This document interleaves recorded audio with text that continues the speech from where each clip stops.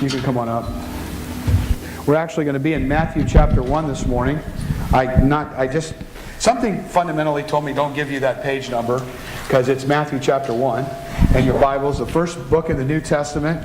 And I'm actually, if you're just, I guess to sort of tee this up, what you can see behind you is Christmas conversations, answering the questions you've been afraid to ask. And this is going to be happening a little bit different this week and the next couple of weeks. I'm getting a little feedback. That's I'm not sure what that is. Oh, is that her mic? So just to kind of tee this up a little bit, and I do appreciate the questions that have already come in. Some came in on the blue cards. We were not able to get our technology where we needed to this week so that we could actually Facebook stream this live. It should, now listen, it should be happening next week, but you know, we're going to do our best to make sure that that it is. We have worked, a lot of people were working a whole lot this week to try to make it happen. And so what we're going to do is today, I've already put out on Facebook, if anybody wants to ask any questions via Facebook, we have somebody monitoring it. I doubt most of the people on Facebook are either here or somewhere else this morning. But we are allowing people to ask Facebook questions. So all you need to do is you can respond on any of the Facebook posts and submit your questions there. If there's a question, and if there's a question you want to ask but you don't want to put your name down, it needs to be about the birth of Christ. Today we're talking about the humanity of Christ. Next week we're going to talk about the divinity of Christ. The next week we're going to talk about the believability of Christ. And then the next week, which will be Christmas Eve Day, it'll be back to a normal sort of message.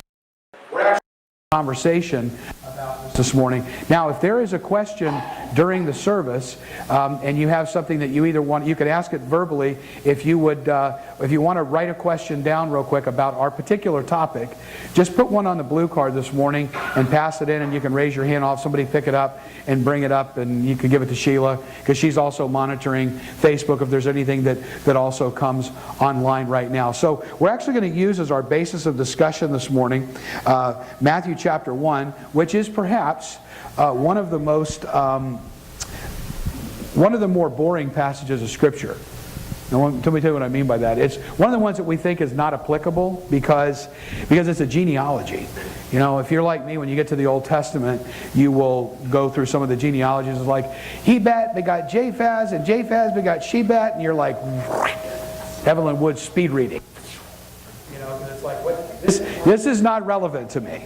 But actually, this is, and we're going to talk about some of the things in this, and I'll be referring back to it. So, Matthew chapter 1, New Testament, first book in the New Testament, and we are going to be reading from the New International Version. And this is the genealogy of Jesus the Messiah, the son of David, the son of Abraham. By the way, I'm going to test you later on all of the pronunciations of these.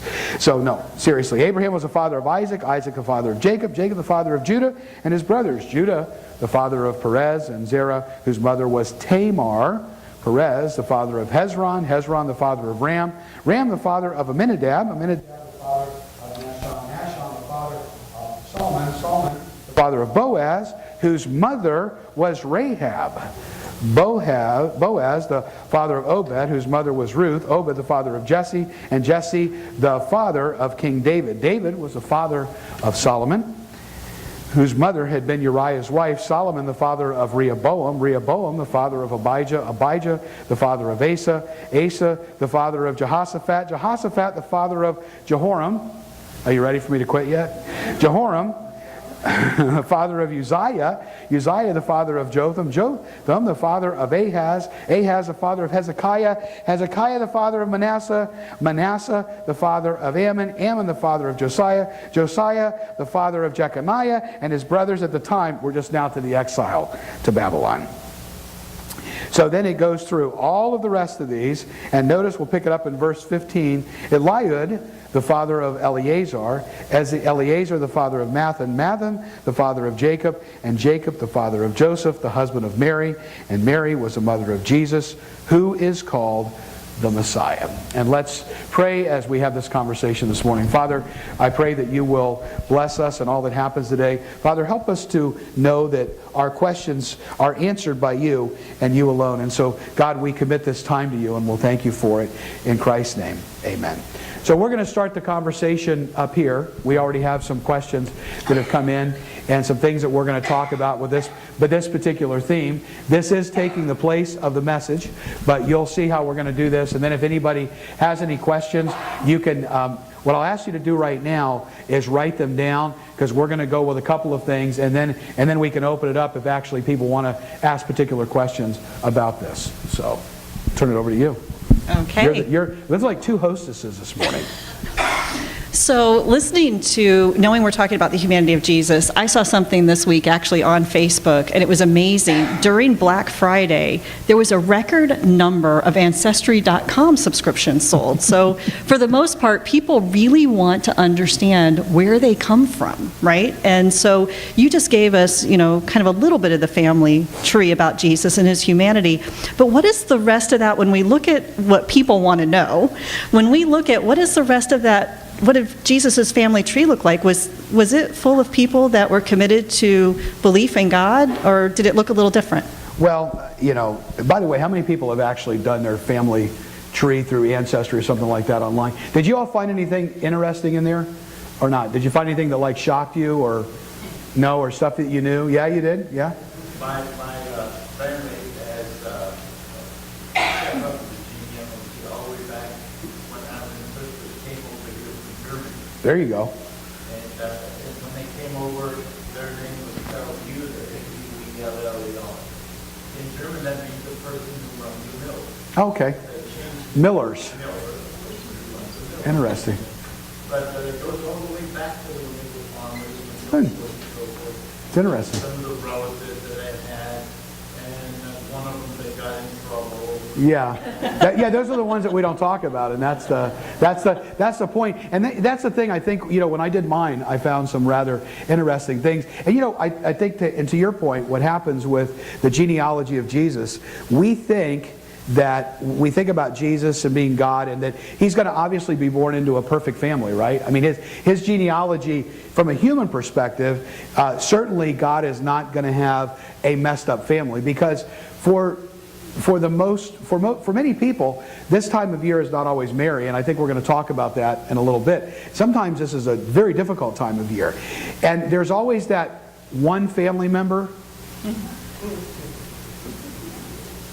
that you have to invite, but you don't want to.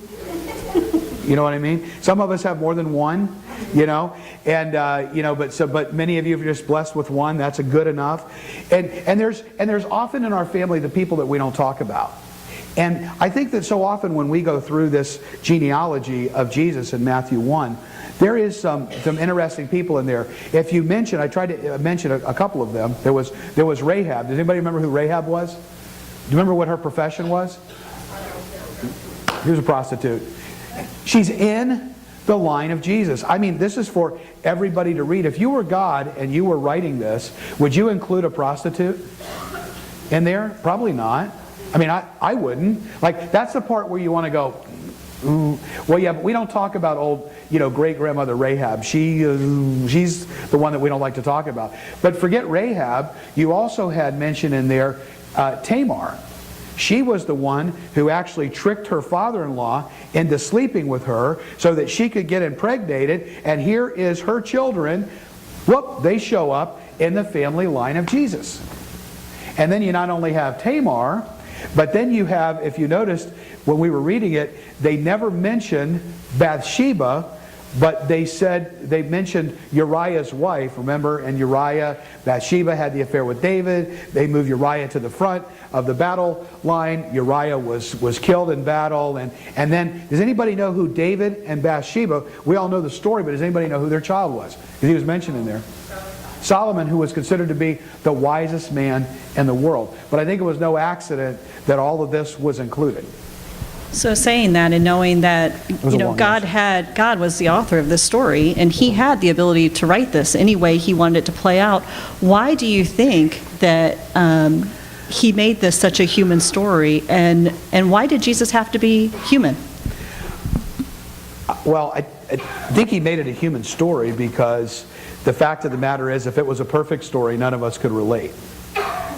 I mean, when you think about that, if he had made all of these well-sanitized family situations, I would look at that and go, my family doesn't match up to that. I mean, some of you that have been around for a while remember like Leave It to Beaver and, all of those shows where the wife was dressed a certain way and then Ward would come home and she would bring Ward the slippers and all that. And meanwhile, life wasn't like that back then either. It wasn't that sort of idyllic setting. But sometimes people would look at that and they would go, my family doesn't look like that at all. My family belongs on Jerry Springer, not on Leave It to Beaver.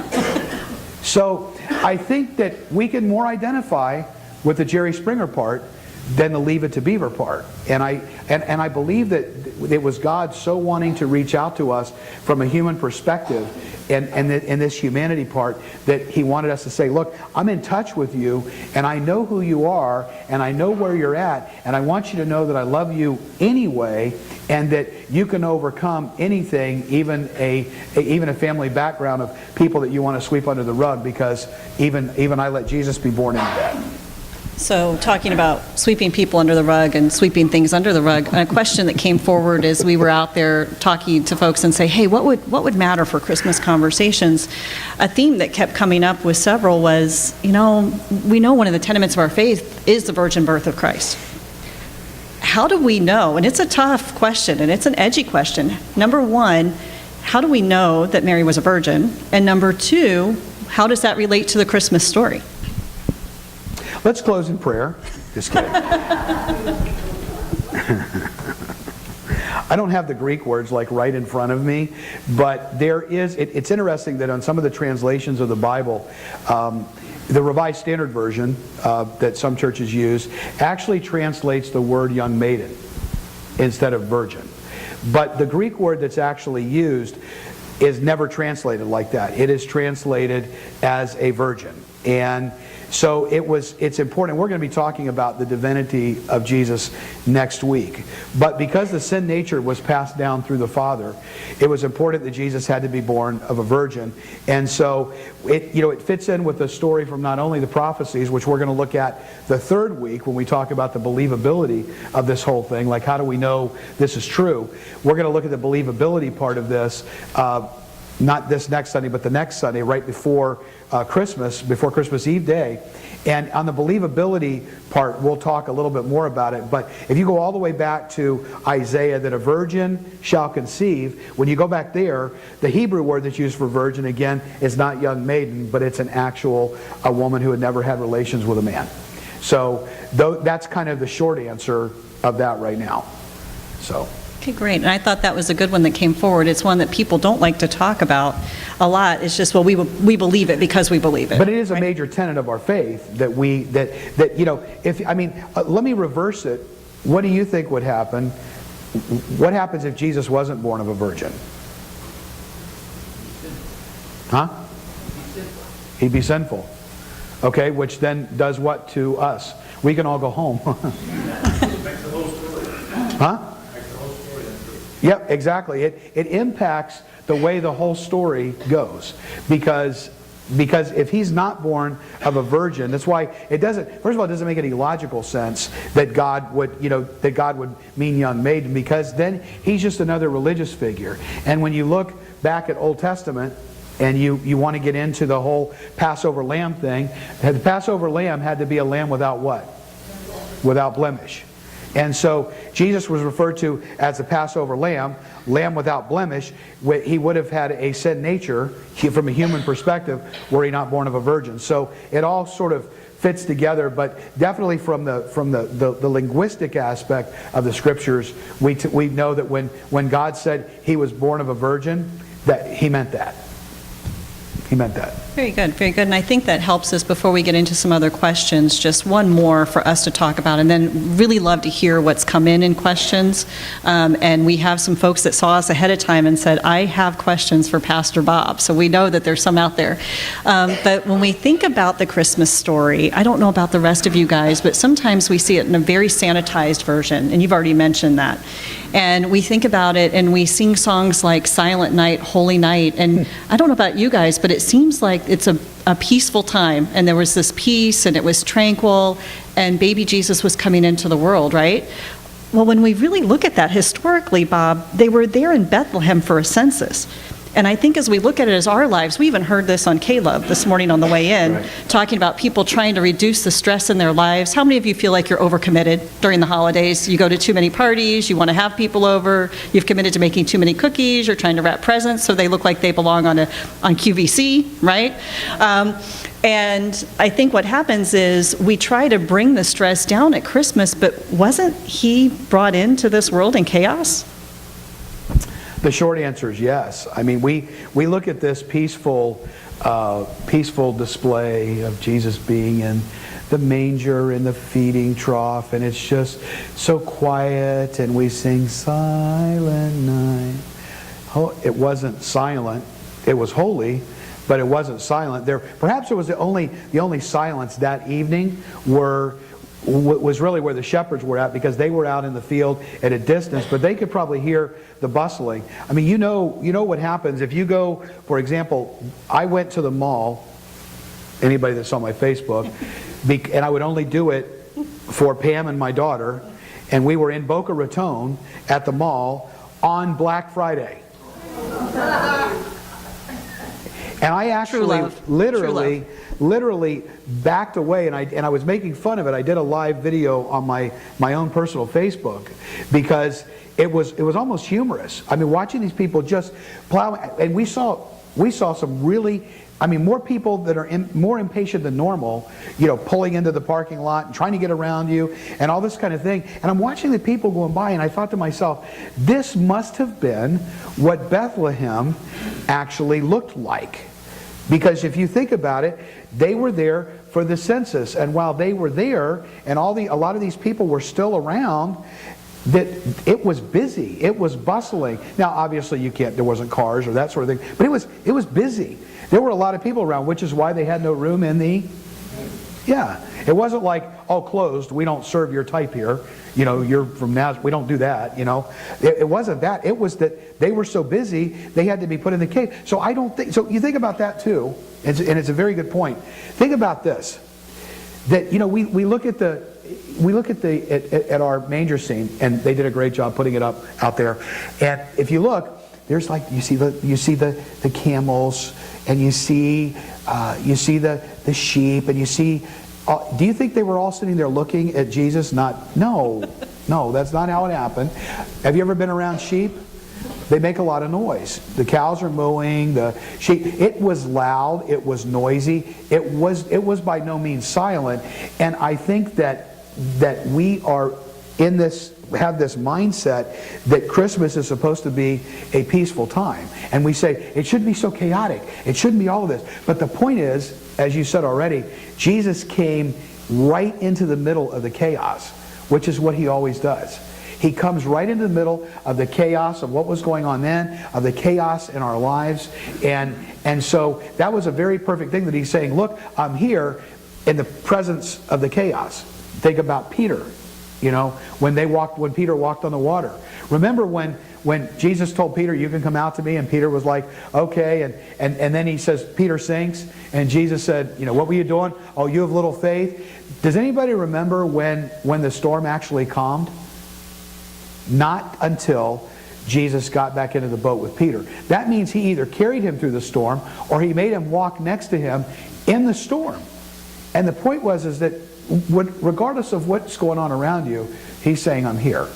He comes in the midst of the chaos. We're asking for there not to be any chaos, and what he's asking us to do is focus on him in the midst of the chaos, which is quite interesting, and it's a different message, I think, than we often hear, but it's the authentic part of this. So, and focusing on him in the chaos was kind of the birth of this idea of having these Christmas conversations, because there's so much out there where we're all hearing information, but very, very rarely do we get to be part of the conversation unless you're out on social media or you're talking to your friends, but there's not this conversation around our faith. And so knowing that in the chaos, I think it would be great, what the idea we had for this is to see what other questions there are, and questions that may have come in from social media.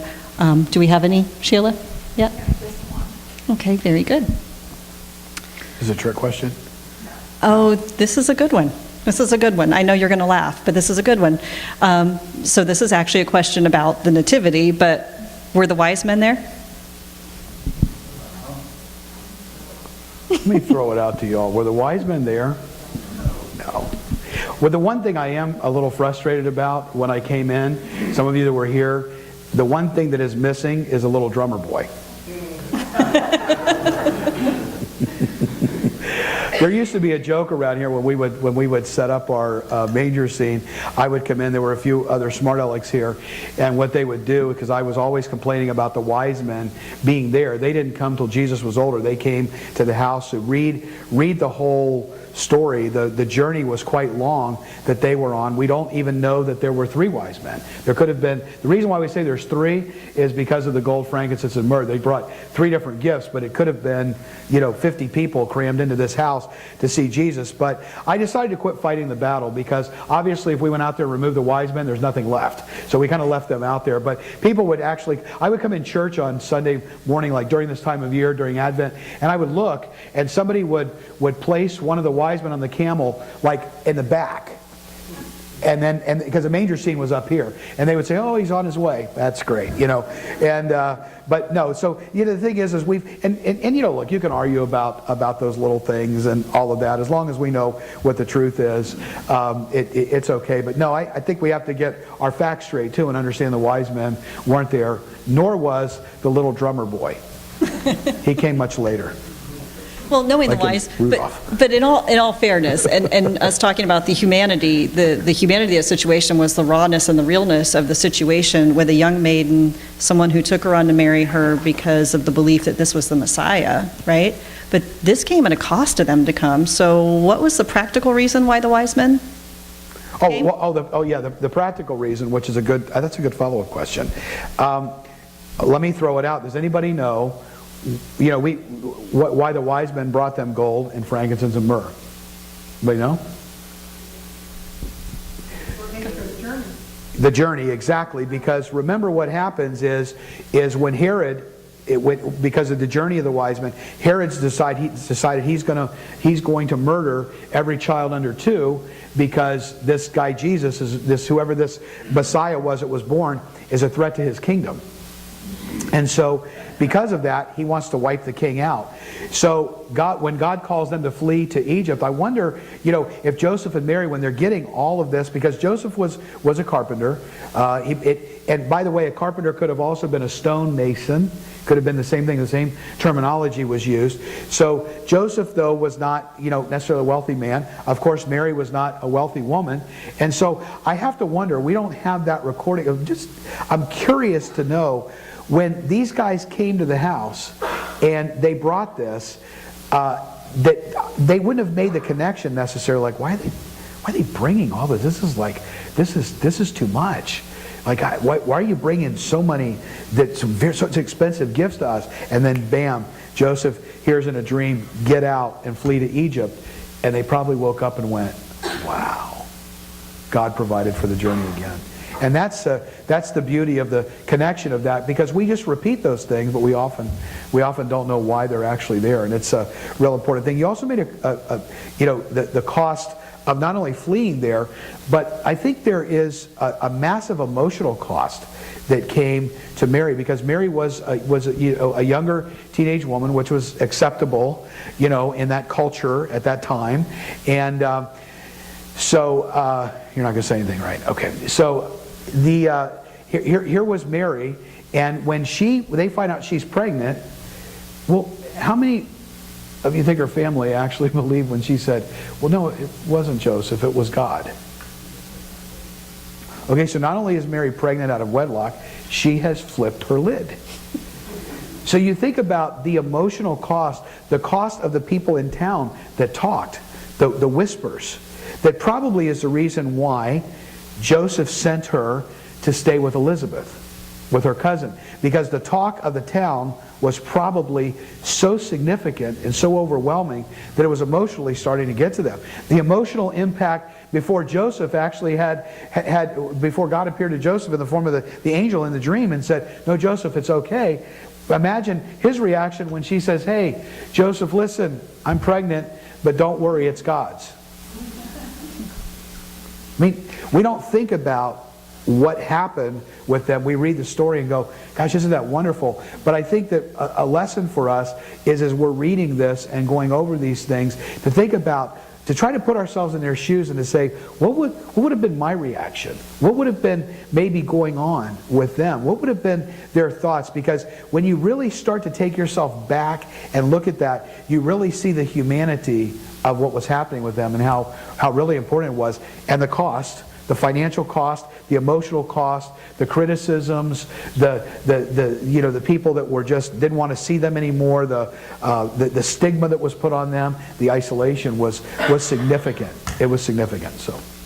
Yeah, and with that isolation, and before we go to questions, is, and this was something that we talked about and others have had in that conversation as well, is I think spending time together this morning helps us understand that humanity a little bit more. But how does that help?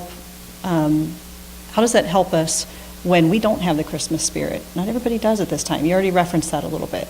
And this is a really hard time. I think I read last week, 45% of people suffer with depression during the holidays.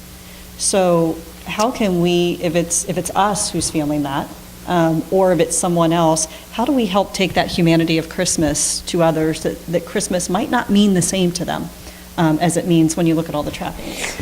It was interesting. I just posted an article this morning that went on, I think, on my personal Facebook and went on my Twitter. I'll try to post it if somebody reminds me on the church. And it was actually by Cheryl Sandberg, who is now, I think she's now with Facebook, right? Isn't she she's Facebook? And she had lost her husband and has basically started another whole sort of organization for people that are grieving. And this time of the year, just one of the things that I'm involved in, and I did 2 of them yesterday, one of them was at Largo Memorial Park, is there's so many people that have lost a loved one, and this time of the year, while everybody else is going, hey, Merry Christmas, Happy New Year, and meanwhile people are smiling and they want to just go, I'm not happy. And then they tell you, but as a Christian you should be happy because this is when Jesus came, and you want to punch him in the nose. Because there is an emotional part of this that makes this time of year very, very difficult for people. When I speak at these events, and there's 2 more that are upcoming, one of the things that I almost always say at all of them is to try to identify with the people and say, look, I guarantee you that there's a lot of you that are here that if you could, the holidays are so difficult because you're alone, because you've lost somebody. If you could just somehow go to sleep right now, take something where you could go to sleep right now, right about now, maybe by about the 15th or the 16th, and then wake up somewhere around January 5th, you'd be fine. Because you'd miss out on everybody going, Merry Christmas, and all of the chaos and all of the buzz and all the stuff, because you're just not happy. And I think, to your point, during what Cheryl had written down, is a lot of the stuff that I wind up talking about with grief, is that it's important for us to be there for other people, but not to try to pump them up, not to try to get them all motivated, and not to say, come on, no, be happy, you need to be happy, Jesus came. Just do what Jesus would do and let them cry. That's where we are Jesus to these people, is that we just let them, we be with them. You think about, to me, again, 2 of the powerful passages of Scripture are, one, that the Word became flesh and dwelt among us, that God became human and became a man and decided to live in our neighborhood, decided to camp at our campground, decided to move in, to my development, decided to move into the apartment next door, and that because he wants to know me. The other 2 most powerful words to me are in John 11:35, where it says Jesus wept. It doesn't say in the midst of all of the chaos that was going on when Lazarus had died, and they were questioning, like, where were you at? You're our best friend, and you could have been here, and everybody's crying, and everybody's wiped out, and people are angry with him and questioning where he was at. And it doesn't say he preached, he taught, he fed, he scolded. It says he wept. And he wept not because he was weeping over their sin. He wept because they were weeping and he could identify with them. And I think that we have to allow space for people during this time of year to allow them to be able to express that grief, to express that isolation, and be there and don't preach to them. Just be empathetic. Just listen to them. And don't say like really, really dumb things. You got a question, Vince? All right, well, it's not a question. It's, my father, I was born in 44, so he made this comment when I was adolescent, so it had been in the 50s. He said that things getting worse, this world is just going to fall apart. Now, we still see the signs of the end time, and many people think the story of Jesus was just a made-up story. Many people do. People who think this have so little hope to live. The problems we see in our lives, even though we have Jesus in our lives, is difficult sometimes. But we just cannot imagine a person who does not have Jesus in their life, how big a story. Well, and it's a good point, and thank you for that. It's a good point in that I think it was Zig Ziglar that used to talk about this when, you know, 'cause Zig was a committed Christian, but was also out there in the business scene as a motivational speaker. And he said, people have asked me about my faith and said, what if none of this is true? And you know what Zig told him? He goes, well, I believe that it is and that I can prove it. But he said, let's take your presupposition for a moment and say that you believe that it's not true. I am better off for having believed in what I believe in my life right now, even if it wasn't true, than you living in the hopelessness that you've lived in. And I thought, wow, that's a really good point. Now, mind you, it's true.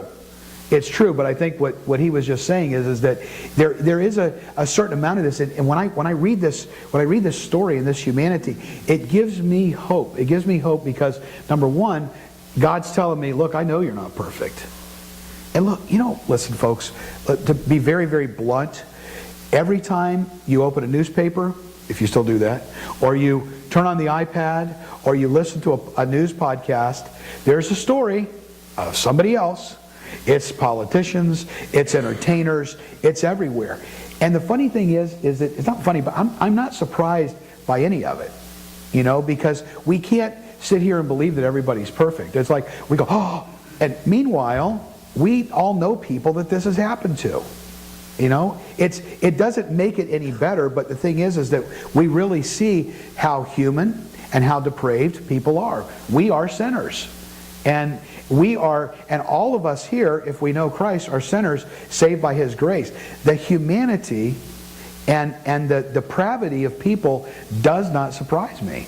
Because if you read the book, it says it's actually going to get worse. And I think it's been worse, but I think just now we're having this sort of weird thing that now every time you have, listen, okay, there's another one. Oh yeah, it is on and on and on. It goes. I'm not surprised, because the point is that Jesus is looking at this and going, right, don't be surprised, that's why I came. That's why when you look in this very human thing in Matthew, that's why there's a prostitute. That's why there's a father-in-law that impregnated his daughter-in-law. That's why there's the David and Bathsheba, and yet in the midst of that came the wisest guy in the world, wisest man in the world, Solomon, who we have most of the Proverbs that he wrote. You have the book of Ecclesiastes, where he went through all of the stuff and said, look, here's the final thing. Fear God and keep His commandments. That's the whole duty of man. That this is where it's at, because if you follow His commands, life is going to go smoother for you because they work.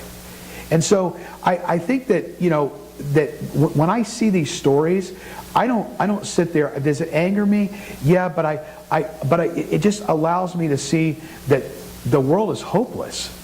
People are hopeless now because of all the stuff that's going on. And the fact that God can step in His humanity and understand us.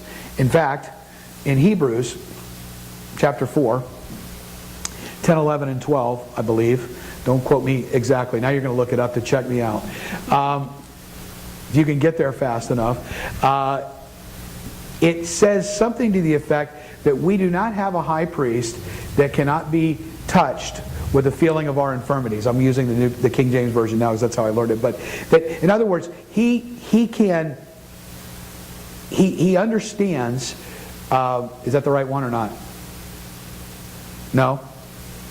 Am I giving you the wrong one? Okay. Anyway, there's a passage in Hebrews. I'll get it right.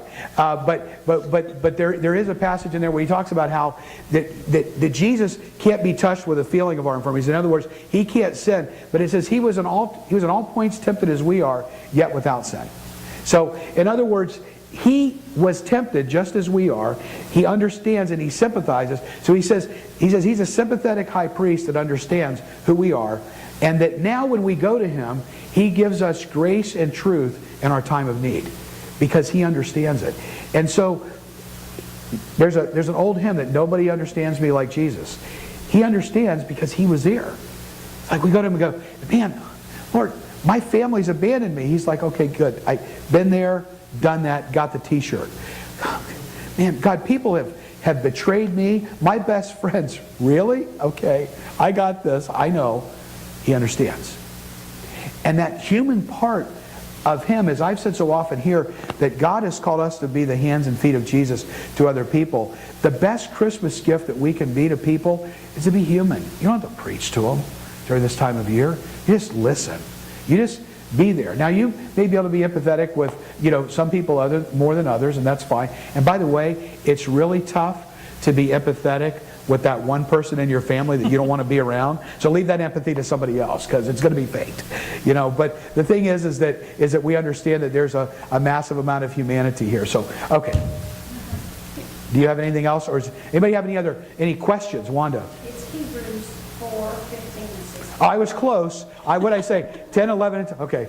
15 and 16. Thank you, Wanda. So the correction on the record is it's Hebrews 4. Okay. So it is Hebrews 4. I was in the right neighborhood, but I was at the wrong house. So this is what happens when you're doing this live. So right neighborhood, wrong house. But it's thank authentic. you. That's right. But thank you for. It just goes to show I don't have all the answers. It is, folks. It is much easier to do a sermon because nobody questions it. And if I would have just let that go and not told anybody to look it up, everyone went, "Oh, you said it was Hebrews 4." The problem is now it's recorded, so people go, "Oh, he got that wrong." It's on YouTube. Thank you very much. All right. Any one question? Now's not the time to be shy. You guys are not shy. I know there were people ahead of time that wanted to ask a question. Is it okay to re-gift? No, I'm just kidding. The question was, is it okay to re-gift? Depends on what it is. I'd like you to explain a little more what fear God means, because I don't feel fear God. I love God. I fear Satan. Mm-hmm. You see what I mean? So does it mean respect? Right. Let me just repeat that just in case it didn't come through on the video. So the question that came in is, can you explain what fear God means a little bit more? Because the person who asked this question said, I don't fear God, I fear Satan. So can you just help me understand what fear God means? And that's the question out right now. Thank you, Lois. I think she was asking you. I'm just going to sit here and listen. No, I'm just kidding. Do you really want me to take that? No, I got it. Because you told my daughter the only thing you fear is me.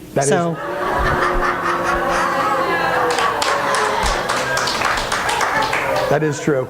Let me just say this. As far as fearing God, let me come back to that, because there's a thought that I don't think until we understand how the magnificence of God, the power of God's holiness, like when you look at him from the Old Testament. There's a story in the Old Testament where a guy named Uzzah was, the Ark of the Covenant was being moved, and it was shaking, and it almost fell over, and Uzzah reached out to touch it, and he got struck dead. There are stories of people. There was, a high priest would go into the Holy of Holies where the presence of God was and would have to wear a robe. If they did something wrong, they were struck down, and sometimes they would have to be pulled out. So you see that kind of stuff in the Old Testament, and you look at it and you go, and it should shake you up.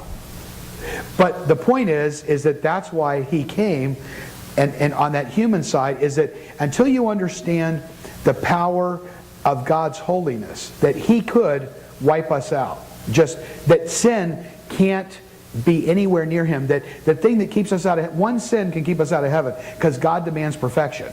So you understand that, and it's like, man, I'm in trouble. And God says, you're right, that's why I sent Jesus. And that's why, so now, the God that nobody had access to, the reason why Jesus came, and that temple curtain was ripped after he died and the earthquake came, the significance of that is every person now has access to God without a priest. So I fear God from the standpoint, when I see that, it's like, oh, I'm in trouble. But now I'm not, because Jesus came. And so now I have a relationship with that powerful God, which is why Paul in Romans said we can cry Abba Father, which is actually the word daddy in Aramaic. That I can have that kind of a relationship. Now it's interesting because, real quick, Orthodox Jews, and I have a very dear friend who's, I wouldn't consider him Orthodox, but when he writes God, if you've ever seen it, I've seen Christians get offended by this. Don't ever get offended by it. They write it G, anybody ever seen this? G-D. They respect the name of God or Jehovah so much that they will not write out the full name. So if you ever see that, they're not being disrespectful. In fact, they're being extremely respectful. They do not want to write the name of God. So they'll put G/D. The thing is that, but if you're with somebody that respects God like that, and you say God's my Father, they're like, what are you talking about? He's God. You don't even write his name. So there is that fear part, but it shouldn't be the fear that turns itself with like that. Now, it's like that, and then it's like, oh yeah, Jesus came. Jesus is here. And so I think that's the thing. Did you have another question that came up? Hold on one second. I just have a little comment. I have the daily bread that sent to me every day. I just read it, but it just kind of goes away. So now I've already put it in the back pocket. I carry it around with me all day long, and I've read it 3 or 4 times a day. Make it easy. Right. Good. Okay. Very good. We got another question, and this is really good, talking about the humanity of Jesus. A great question that came in. At what age or point did Jesus know or understand who he was, and does the Bible describe this? At what point? Okay, read the question again. At what age or point did Jesus know or understand who he was, and does the Bible describe this? It's interesting because nobody likes to think about this part of Jesus. I want you to think about this. Jesus had to have his diapers changed. Jesus had to nurse. Jesus may have skinned his knees on the street of Nazareth. We don't see any of that part, but look, he was human, so he had to do all the things that babies do. Are you saying he could have been a terrible two? Yeah, he could have had the terrible twos without sinning. Like he could have done it, could have gone right to the line without stepping over. But the fact of the matter is that I'm sure that there was always that sense. You don't see that until, remember when, there's that funny story where they're in town, and the whole family leaves. They all traveled in like packs, and everybody's together, and they get like a day or two away, and Mary goes, "Hey Joseph, where's Jesus?" And Joseph says, "Well, I thought you had him." And he said, "But I thought you had him." And then they start going to the back of the line. "Anybody seen Jesus? Where's Jesus at?" Nobody knows where Jesus is at. And he's like, at this point he's like, I think 13. And so they go, teenager, lost a teenager, couldn't text him, say, "Hey, where you at, bud? Do we need to hang on?" And so they went back to the temple, and that's when they found him. That's where they found him teaching. And he said to he was confounding everybody at that point. And that's when he said to his mother that he had to be about his father's business. And they were like, "What? What?" And then they sort of moved on. So I think there was probably always that sense of destiny. We don't know when it was, but certainly at that point, if you want to identify a particular point, that would have been it, because he said, "Look, I need to be about my father's business." And he was confounding the religious leaders. They were like, where's this guy getting this stuff at? So pretty interesting stuff. I know that we are at our probably limit. There's 2 more questions? Yeah, or if we had one more from the from one our more audience. question? Anybody have one more question? You're not going to get out any earlier, so I'm just kidding. I was just going to say, what's interesting about that, it'd be interesting to go back historically and look at it, and I don't know this, Bob, but it would be interesting that, we think he was around 13, and that's around the same time that in the Jewish culture, they're recognizing and they're coming into manhood through bar mitzvahs and bat mitzvahs. That would be interesting to really explore and see those connections to the faith there. The point that people forget is he was Jewish. All the disciples were Jewish. You know, save maybe one that was half Jewish. You know, I always find it interesting when Christians are anti-Semitic. I don't know how you could be a Christian and be anti-Semitic, because Jesus was Jewish. He was raised in that. He was raised in the temple. He was dedicated in the temple. He went to temple. He did all of that. And then, but what he did is he said, look, that's right. This is where we came from, but the Messiah is promised, and guess what? It's me. And that's when the whole thing got infused with new meaning. So, real quick before Sheila comes with the announcements, and I close in just a second, I want to encourage you to write in questions. You can email them to info@cbcfl.org. Next week we're going to be talking about the divinity side, and we're not going to just totally limit it to that, but we're trying to stay on theme. So if you have any questions, I want to encourage you to write those. We'll maybe give you a chance to ask them here. You can email them. You can put them on Facebook. And one of the things that I may wind up having to do, because there may be other questions that are out there that we're not just going to get to, I may actually try to do a couple of Facebook Lives over the holidays just during the week. We'll give you enough time to know when they're going to be so that you can participate in them and that you can do this. But invite your friends along, because I think you can see the authenticity of us answering the questions that if I don't know, I'm going to tell you. If I quote something wrong and somebody comes back and whatever, this is how it goes. And trust me when I tell you, it is so much easier for me to prepare a 30-minute message and get up here and talk to you and have you listen. It's so much simpler to do that. But I think this is really, really important, what we did today, because we need to make sure that we have these conversations about Christmas. And so I think this week, just to wrap up, we talked about the humanity of Jesus. We can keep it out there, but the practicality is to be human. Practicality is to know that He understands you, and that make sure that you have that empathy with another human being and be Him to others. That's the best witness that you can be. You don't have to preach a big message to them. Just be Jesus to them and do what He would do. So, right now we're going to turn over to Sheila. Thank you.